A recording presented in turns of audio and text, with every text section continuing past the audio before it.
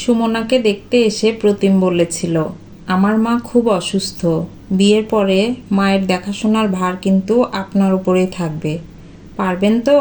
ভেবে বলবেন। সুমনা ঘাবড়ে গেছিল প্রথমটায়, তারপর মনে হলো ওকে বলে, মায়ের জন্য আয়া খুঁজছেন, এই জন্যই ঘরোয়া মেয়ে খুঁজছিলেন। কিন্তু কিছুই বলল না সে। সব ক্ষোভ অথবা তিক্ত অনুভূতি গিলে ফেলল পাচন গেলার মতো করে। কারণ বিয়ের বাজারে প্রতিম লোভনীয় পাত্র, দেখতে যেমন সুন্দর চাকরিটাও তেমন সুন্দর। এমন ছেলে হাতে পেয়ে কেই বা হাতছাড়া করার মতো বোকামি করবে। বিয়ের পরে দেখল যতটা ভয় ও পেয়েছিল ততটা ভয়ের কিছুই নেই। মায়ের জন্য দুবেলার আয়া রেখে দিয়েছে প্রতিম। সুমনার কাজ শুধু তার সব কাজ ঠিকঠাক হচ্ছে কিনা সেদিকে নজর রাখা, আর আয়াদের ওপর নজরদারি করা। হাঁপ ছাড়ল সুমনা। এবারে বেশ সুখী হওয়ার কথা ছিল ওর, কিন্তু সেটা হলো না। কিছুদিনের মধ্যেই আবিষ্কার করলো প্রতিম সারাদিন আমার মা বলে বাড়ি মাথায় করে, যেন বুক দিয়ে আগলে রাখতে চায় মাকে। অফিসে গিয়েও কিছুক্ষণ পর পর ফোন করে মায়ের খবর নেয়। কাণ্ড দেখে রাগে গা রিরি করে সুমনার। একজন আত পাগল মহিলাকে নিয়ে এত বাড়াবাড়ি কিসের? কই, ওকে তো এভাবে মাথায় করে রাখে না। বিয়ের পরে মায়ের সঙ্গে দেখা করাতে গিয়ে দ্বিতীয়বারের মতো প্রতিম বলেছিল, মাকে একটু দেখে শুনে রেখো, শুধু আয়াদের ভরসায় ছেড়ে রেখো না, জানোই তো মানসিকভাবে সুস্থ নয় মা, একেবারে একটা শিশুর মতো হয়ে গেছে, বাইরের লোকের মায়া মমতা কম, তুমি একটু সামলে রেখো। স্বামী নিজের মাকে নিয়ে এত ভাবে, শুধুমাত্র এই কারণে একজন অসুস্থ মহিলা শত্রু হয়ে উঠলেন ওর। ঈর্ষার সাপ ছোবল বসিয়েছে তখন মনে। সে বিষে অস্থির সুমনা দু চোখে সহ্য করতে পারে না মহিলাকে। ভালো মানুষ প্রতিম অবশ্য কিছুই বুঝতে পারে না। বউ যত্ন করছে মায়ের, এই ভাবনাতেই সে সন্তুষ্ট। সকালে যে আয়া আসতো সে সকাল 6টায় এসে দুপুর 2টোর মধ্যে শাশুড়িকে খাইয়ে চলে যেত বাড়ি। রাতের আয়া আসতো বিকেল 5টায়। মাঝখানের ওইটুকু সময় বাড়ি ফাঁকা। সকালের আয়া শিবানীকে একদিন কোনো কারণে তাড়াতাড়ি বাড়ি চলে যেতে হলো। কাজেই সেদিন সুমনার ওপর পড়ল শাশুড়িকে খাওয়ানোর ভার। দুপুর 1:30টা বাজতেই শাশুড়ি খাওয়ার জন্য অস্থির শুরু করে দিলেন। রীতিমতো চেঁচামেচি শুরু করলেন, খিদে পেয়েছে, ভাত খাবো। সুমনা রান্নাঘরে নির্বিকার, শুনেও যেন শুনছেন না। তিনি যত চেঁচামেচি করছেন তত পৈশাচিক উল্লাস অনুভব করছে। কাউকে কষ্ট দিতে এত সুখ বোঝেনি আগে কখনো। সারা দুপুর শাশুড়িকে খেতে দিল না। উনি কেঁদে কেটে চেঁচামেচি করে করে ঘুমিয়ে পড়লেন এক সময়। তৃপ্তি করে ভাত খেয়ে শুতে গেল সুমনাও। বিকেল 5টায় রাতের আয়া মল্লিকা এলো। সে একটু পরে অবাক হয়ে এসে বলল, আজ মাসিমা দুপুরে ভাত খাননি বৌদি? খেয়েছেন তো, আমি নিজে হাতে খাইয়েছি, আজ শিবানী আগে চলে গেছিল। ছদ্ম বিষয়ে চোখ বড় বড় করে বলল সুমনা।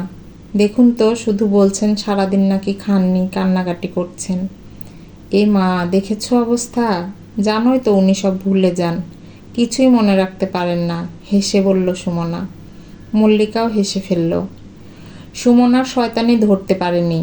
প্রতিম সারাক্ষণ মাকে নিয়ে ব্যস্ত, তার জন্যই ওকে একেবারে নিজের করে সে পাচ্ছে না। এই ভাবনাতেই যে কত জ্বালা, আজ যেন সেই জ্বালার ঠান্ডার প্রলেপ পড়েছে। এরপর থেকে মাঝে মাঝে ইচ্ছে করে রান্না করতে দেরি করত সুমনা। শিবানীকে বলতো চলে যেতে, বলতো শাশুড়িকে সেই খাইয়ে দেবে। এক অসুস্থ ডিমনেশিয়ায় আক্রান্ত মহিলাকে এভাবে প্রায় না খাইয়ে রেখে চরম তৃপ্তি পেত। এর চেয়ে বেশি কিছু করার সাহসও ছিল না। প্রতিম অফিস থেকে ফিরলে শাশুড়ি কখনো কেঁদে কেটে নালিশ করতেন, আজ সারাদিন খায়নি, বড্ড খিদে পেয়েছে। প্রতিম চমকে গিয়ে বলতো, মা খায়নি? খেয়েছেন তো, কিছুই তো মনে রাখতে পারেন না। সুমনা হাসত। প্রতিম বিশ্বাস করত স্ত্রীকে। মা প্রায়ই অনেক কিছু গুলিয়ে ফেলেন, সেটা তো জানতো। বিয়ের 2 বছর বাদে মারা গেলেন শাশুড়ি।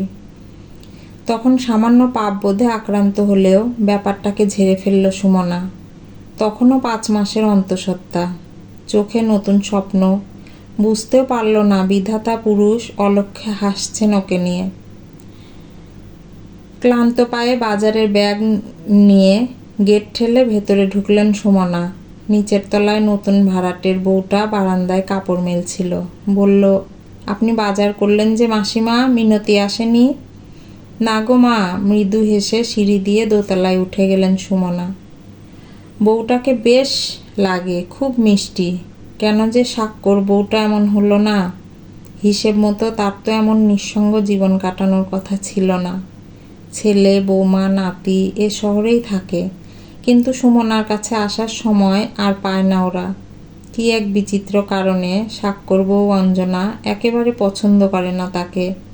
বিয়ের পর থেকেই সহ্য করতে পারত না। পায়ে পা বাঁধিয়ে ঝগড়া করত। নিতান্ত বাধ্য হয়েই আলাদা চলে গেল সাক্ষ্য। ভরসা দিয়ে গেল রোজই মাকে দেখতে আসবে। প্রথম প্রথম আসতো বটে, কিন্তু এখন সেটা প্রায় শূন্যতে গিয়ে দাঁড়িয়েছে। মাকে দেখতে আসার সময় প্রায় নেই স্বাক্ষর হাতে। অবসন্ন শরীরে রান্নাঘরে ঢুকলেন সুমনা।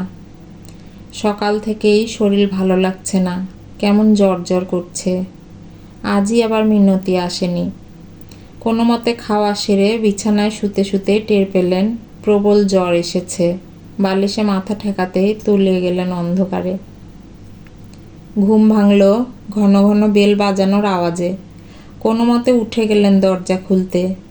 নিচের অল্প বয়সী বউটা দাঁড়িয়ে আছে। শ্রুতি তাকে দেখেই বলল, কি হয়েছে মাসিমা? আমি এত সময় ধরে বেল বাজাচ্ছি, শুনতে পাননি? আপনাকে এমন দেখাচ্ছে কেন? ঘুমিয়ে পড়েছিলাম গো মা, শুনতে পাইনি, জোর করে হাসলেন সুমনা। অবেলায় ঘুমোচ্ছেন? শরীর ঠিক আছে তো? শ্রুতি ঘরে ঢুকেছে। দেখলো মাসিমাকে কেমন উস্কো খুস্কো দেখাচ্ছে, চোখ মুখ লাল হয়ে আছে, জ্বর এলে যেমন হয়। কপালে হাত দিয়েই চমকে উঠল। জ্বরে গা পুড়ে যাচ্ছে তার। উদ্বিগ্ন গলায় বলল, আপনার তো অনেক জ্বর। সুমনা জবাব দিলেন না। ক্লান্তিতে যেন শরীর ভেঙে আসছে। শ্রুতি তাড়াতাড়ি বিছানায় শুইয়ে দিল তাকে। জ্বরের ওষুধ নেই শুনে নিচে গিয়ে ক্যাপসুলের স্ট্রিপটা নিয়ে এলো। সুমনা তখন চোখ বন্ধ করে শুয়ে আছেন। 4খানা বিস্কুট ওনাকে খাইয়ে ওষুধটা খাইয়ে দিল শ্রুতি। এবারে একটু নিশ্চিন্ত হওয়া গেল। জ্বর নিশ্চয়ই নেমে যাবে। রোদে পুড়ে অবেলায় বাজার করতে বেরিয়েছিলেন, সেই কারণে হয়তো জ্বরটা এসেছে। সারাক্ষণই তো অসুস্থ থাকেন। কদিন আগেই সুগার ফল করে গিয়ে অসুস্থ হয়ে পড়েছিলেন। তবুও কোনো নিয়ম মানেন না। দেখারও কেউ নেই, ছেলে তো থেকেও নেই। বেজায় রাগ হতে লাগলো শ্রুতির। সেই রাগের মাথায় বলে ফেলল, শুনুন মাসিমা, এভাবে চলতে পারে না। হয় আমাদের নিতে দিন আপনার দায়িত্ব, নয়তো ফোন নাম্বার দিন আপনার ছেলের, আমি কথা বলবো তার সাথে। তুমি এত ব্যস্ত হচ্ছ কেন মা? যাও ঘরে যাও, আমি ঠিক আছি। কি বলছেন মাসিমা, ব্যস্ত হব না? একই বাড়িতে থেকেও সব চুপচাপ দেখে যাব? কেমন ছেলে আপনার? তিক্ত কণ্ঠে বলল শ্রুতি। পাপের দাম চুকাচ্ছি গো মা, এতে কারোর কোনো দোষ নেই। কি বলছেন মাসিমা? চমকে গিয়ে বলল শ্রুতি। একেবারেই ঠিক বলেছি, সব নিয়তি গো মা, সব নিয়তি। ভগবানকে শুধু বলো সব পাপ স্খলন করে পরের জন্মে যেন আমাকে একেবারে শুদ্ধ করে পৃথিবীতে পাঠান। শ্রুতি কি বলবে বুঝতে পারল না। কিছুক্ষণ বসে থেকে ফিরে গেল ঘরে। গভীর রাতে জ্বর গায়ে বিছানায় ছটফট করেন সুমনা। পাপের দাম চুকাতে আর কতদিন লাগবে? এই অভিশপ্ত জীবনের পরে কবে নতুন জন্ম হবে তার? এই জন্মেই সব পাপ স্খলন করে যেতে চান, যাতে পরজন্মে শ্রুতির মতো শুদ্ধ মনের মানুষ হয়ে জন্মাতে পারেন। এর চেয়ে বেশি কিছু আর চাওয়ার নেই তার এই জীবনে। গল্পের নাম নিয়তি। কলমে মাধবী ভট্টাচার্য, কণ্ঠে লাবণী সাহা।